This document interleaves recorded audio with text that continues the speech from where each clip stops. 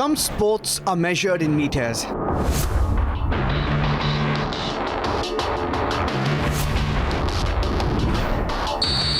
Others in time. But hers is measured in the single most critical unit of all. Hello everyone, I'm Manu Bhakar. I'm the Indian pistol shooter.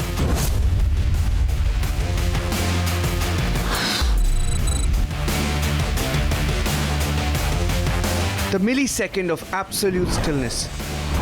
When I'm triggering, then I'm only triggering. Then I'm only just doing that. In a world defined by noise, movement and chaos, Manu Bhakar seeks an environment of terrifying absolute silence. This is not a sport of speed. It's a battle for the stillness of the soul. The target is small. The distance is vast. And the pressure is paralyzing. To hit the center is to conquer gravity. To conquer time, and most crucially, to conquer oneself. This is the journey of an athlete who found her calling in the calm. A prodigy who chose the most unforgiving path. This is the ultimate test of nerve, where every heartbeat is an enemy. And where a steady hand holds the weight of a billion hopes. This is the story of a champion made for gold. Shooting काफ़ी open sport है. It's very transparent. बाकी sports मैंने खेले हैं, boxing, karate and all. उसमें there juries और उसमें थोड़ा चीटिंग का स्कोप बढ़ जाता है. तो but shooting is a sport कि जिसमें आप जैसा परफॉर्म करते हो वैसा ही आता है. जो आपके स्कोर्स हैं उसके बेसिस पे इंडिया रैंक आती है एंड देन उसी के बेसिस पे you represent India, you make it to the team and then you go outside to play. For me there is no age limit कि आप 18 साल के हो तो आप 20 साल में ही, अंडर 20 में ही खेल सकते हो and all. And then there is no weight category और एनीथिंग. तो I think it's a very liberating sport और मुझे काफ़ी इंटरेस्टिंग भी लगता है बिकॉज मेंटल एनर्जी ज़्यादा यूज़ होती है, ज़्यादा कंज्यूमिंग है ये sport. There is no difference as such कि जेंडर में कि लड़का अच्छा कर रहा है, लड़की अच्छा कर रही है एंड ऑल. तो it's almost equal. So that's the beauty of the sport. Shooting इसलिए मुझे ज़्यादा अच्छा लगता है because I really enjoy it. Even today, even after like almost 10 years now, मुझे अभी भी बहुत मज़ा आता है. I really enjoy it and for as long as I enjoy it I will shoot. Manu जब छोटी थी ना तो लोग वो कोई भी गेम देखने जाती थी. तो फॉर एग्जांपल वो बॉक्सिंग का एक बार टूर्नामेंट चल रहा था. तो जैसे वो हुक मारना है, किसी को कुछ मारना, तो ये इसके हाथ ऐसे चल रहे थे. छोटी सी थी तब. उसे ऐसे मारते मारते वो इसका भाई इससे 2 साल बड़ा है, उसको लग गया यहाँ पे. वहीं पे खेल देखते देखते ऐसे ही वो एक्साइटमेंट थी. स्पेशली मनु की जो मम्मी है वो एक अच्छी एथलीट थी. तो उनका एक ड्रीम था कि मैं अपनी बच्ची को एक लेवल पे करूं, बेटा बेटी जो भी हो. Where others flinch, she finds clarity. Manu Bhakar possessed the one thing that years of training cannot impart. The unshakable nerve to be perfectly, terrifyingly still. The range is where instinct and discipline finally merge. The entire day I'll wake up around like 6 o'clock. I'll do my meditation, yoga, breathing and all. Then I'll get ready, have my breakfast and to the range by 9 o'clock. And 9 to, I would say 5 o'clock, I do 2 sessions of training. So 9 to 1 is first session and then 1 to 2:30 is lunch. Then 3 to 5 is another session. So it's like पूरा दिन ही shooting में ही निकल जाता है. After that I have physiotherapy. उसके बाद I have my workouts for like 1.5 hours or so. And then by the time I'm done for the day, it's like the day is only खत्म ही हो गया. The pistol is not just a tool, it's an extension of a mind designed for perfection. Every breath is controlled, every muscle is disciplined, and every thought is banished. Her journey to the world stage was rapid because her foundation was built on an iron will. She quickly became the measure of success. the standard of focus. I think सभी sports के अपने अपने challenges हैं, सभी even outside of sports also पढ़ाई में अपने challenges हैं. तो आई वुड से कि आप कंपेयर नहीं कर सकते हो आप शूटिंग को आर्चरी से, या फिर जो कि वेरी क्लोज जिसके वो आते हैं, बहुत ही सिमिलर स्पोर्ट है. तो इट्स जस्ट अबाउट कि एथलेटिक्स भाई आप 10 सेकेंड में आप दौड़ के ख़त्म कर दो, doesn't mean it's easy. So it's like कि अपना अपना चैलेंज है. I mean if you are healthy and you have good strength, you can be a good shooter. बस डिसिप्लिन पे डिपेंड करता है. अगर आप डिसिप्लिन हो तो आप definitely will be able to do very good in the sport. जब आपके बच्चे होते हैं ना स्कूल जाने लायक, तो आप सोचते हो कि मैं बच्चे को कौन से स्कूल में डालूं. मैंने ये सोचा था कि मैं अपने बच्चों के लिए स्कूल खोलूं, और मैंने खोला और उसी में मनु पड़ी. तो एज ए पेरेंट्स हमें बच्चे को थोड़ा सा दूर का सोचना चाहिए कि हमें उनको क्या चाहिए आपको जो चीज़ें. और दूसरा क्या होता है कि मम्मी पापा को जो चीज़ें नहीं मिलती है या टाइम पे, या उनको अपॉर्चुनिटी नहीं मिलती है, तो वो बच्चों को ज़रूर करते हैं. जैसे बहुत सारे पेरेंट्स ना अपने बच्चों को बोलेंगे तू डॉक्टर बन जा, इंजीनियर बन जा. हो सकता है कि वो अपने ड्रीम्स जो कंप्लीट नहीं कर पाए उन पर डाल रहे हों. She carries the heavy burden of genius, the expectation that perfection must be repeated time after time under the harshest scrutiny. But that pressure doesn't break her. It sharpens her focus. It forces her to be faster, cleaner, and more decisive than any rival.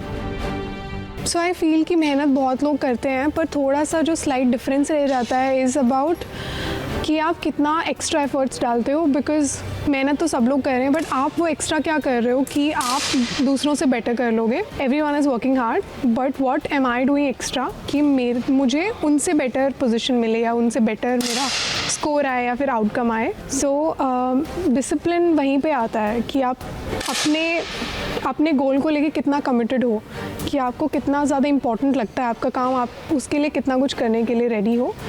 तो it's about that कि थके हुए हो but सुबह 5:30 उठना है तो उठना है. But sometimes people are like कि थोड़ा सा और सो लेता हूँ, या थोड़ा सा और सो लेती हूँ एंड ऑल. फिर शूटिंग में यू फील टायर्ड कि भाई 3 घंटे हो गए अभी बस करना है. But you know that little extra might help you achieve little better scores. So even in workouts and all, I feel like कि अगर मैं थोड़ा सा और strengthening कर लूँगी तो मे बी मेरी stability और improve हो जाएगी. Rehab कोई भी नहीं करता है. Rehab is very important because those छोटी छोटी muscles जिसको आप हर रोज़ यूज़ करते हो, उनको strength कर रहे हो, उनकी stability improve होती है, जो ultimately आपका sport improve करती है. So these छोटी छोटी चीज़ें makes a bigger difference. The true competition happens long before the finals is called. It's a war against her own heartbeat, against the minute, insidious tremor in her finger, against the internal voice whispering of doubt.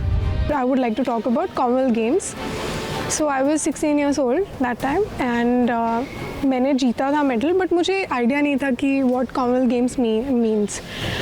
और मुझे थोड़ा बहुत ऐसे लगा था कि हाँ मैंने परफॉर्म अच्छा कर दिया, sir will be happy, my coach would be happy. मुझे बस उतना ही था, और कि मेडल आ गया तो I am also kind of happy, satisfied with my performance. I scored very good. It was a Commonwealth Games record and then finals also it was a record. So I was happy like that.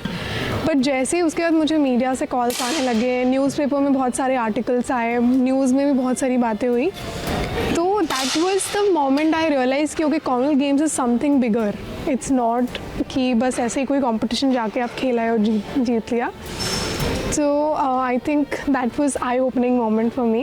Training for Manu Bhaker is about repetition until perfection becomes instinct. Until the 10 ring is the only place the bullet can land.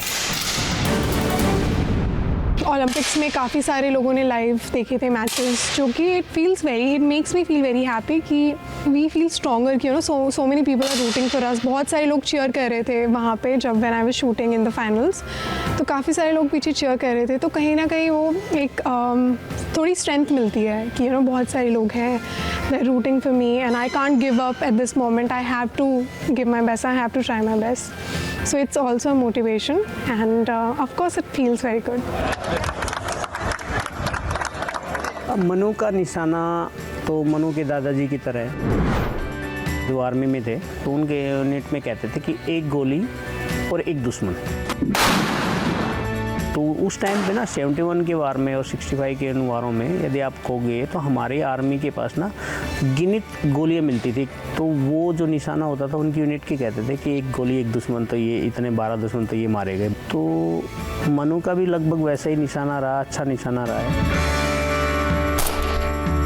She's the master of the mental game, turning the chaos of a packed Olympic stadium into a personal, solitary tunnel of light, leading only to the bullseye.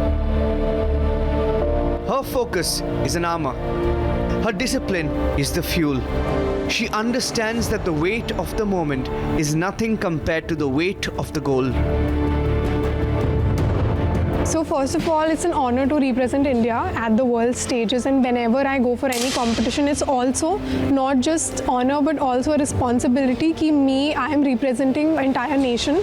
We are like ambassadors of our country. जब भी हम बाहर जाते हैं तो we have to यहाँ पे भी of course, but बाहर जाते हैं तो extra हो जाता है कि we have to be mindful of what we do and how we are as person and what kind of behavior we display. But when it comes to sports, I would say it's absolute honor for me. So मुझे काफ़ी blessed लगता है कि I am at this stage जहाँ मुझे ये मौका मिल रहा है. And I think cherry on the top is कि जब आप कोई competition जीतते हो और आपका national anthem बजता है किसी दूसरे country में और सब लोग उसके honor में खड़े होते हैं, that is the best feeling ever. और nothing can top that feeling.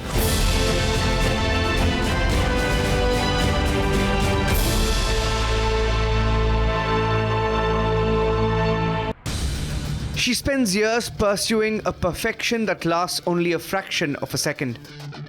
This relentless pursuit of zero error, that is the discipline of a mind made for gold. जैसे अभी I came from World Championship and I finished 5th and 7th in both my events. I scored pretty decent in both of them. So I am just analyzing कि भाई क्या हुआ था, why did I not finish on the podium और इससे better हो सकता था, वो क्यों नहीं हुआ and all.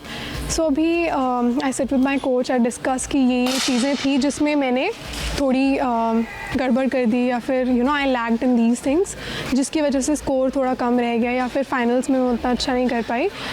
तो हर एक मैच के बाद ऐसा analysis I do and this one also we talked majorly about the final performance. I can do so much better in finals, but why I'm stuck at 5th position, 4th, 5th rank and 6th rank and all.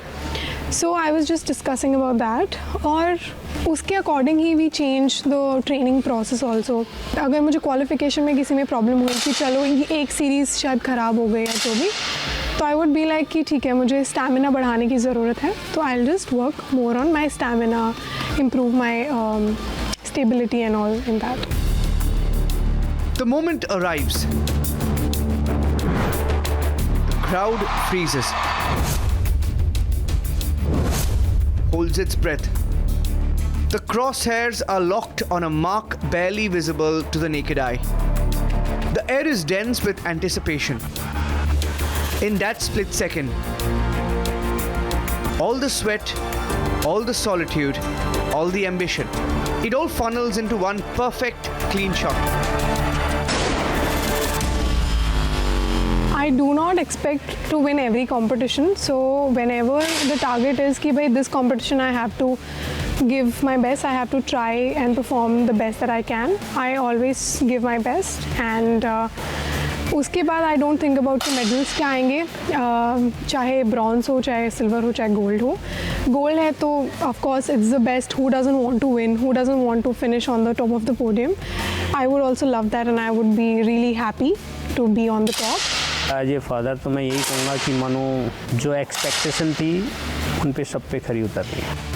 When the trigger is finally squeezed, it's not an action. It is a release. It is the final loud declaration of years of silent, unyielding work. Gold तो सभी के लिए dream होता है कि वो जाए gold जीतेगा, बट ये है कि कोच के लिए, शूटर के लिए, एथलीट के लिए गोल्ड का बहुत बड़ा इसमें रोल रहता है. जब सक्सेस मिलने के बाद जो उसको जो एक अलग सा फील आता है, पोडियम पे जाने के बाद जो नेशनल एंथम हमारी जो कंट्री का नेशनल एंथम चलता है, तो उसके बाद जो नेक्स्ट चैम्पियनशिप के लिए कहा था ना कि नेक्स्ट में भी मुझे गोल्ड जीतना है, तो बहुत ज़्यादा उसमें मैं इमेजिन कर नहीं सकता, मैं समझा नहीं सकता कि कितना अच्छा प्राउड फील होता है। गोल्ड को सारी उम्र याद रखा जाता है, ब्रांज और सिल्वर को भूल जाते हैं लोग। ओलंपिक में आई थिंक एग्जैक्टली तो नहीं पता, बट 127 आदमी गए थे, 127 आदमी में से सिर्फ 6 का नाम याद है। तो गोल्ड होता है, यू कांट से कि ये ब्रॉन्ज और ये है, बट ठीक है, ओलंपिक में जाना इतना बड़ा कंपटीशन है, वहाँ पे ना अपने आप में धड़कन बढ़ जाती है। बस खिलाड़ी खेलने वाले की छोड़ दो, जो टीवी पे देख रहे होते हैं, आप और हम और कोई भी, उनकी भी धड़कन ऐसे होती है कि यू कांट प्रेडिक्ट। तो वहाँ पे खेलना अपने आप में बहुत बड़ा ऑनर होता है कि आप इंडिया को रिप्रेजेंट कर रहे हो, और उसके ऊपर पोडियम में आना बहुत बड़ी बात होती है। और सोने पे सुहागा तो तब होता है जब आप गोल्ड लेते हो, तभी आपका राष्ट्रीय गान बजता है। Her dedication is a promise kept to the nation. She was born to hit the center. She was born to endure the pressure. She was born to win. She is the architect of precision. She is the embodiment of focus.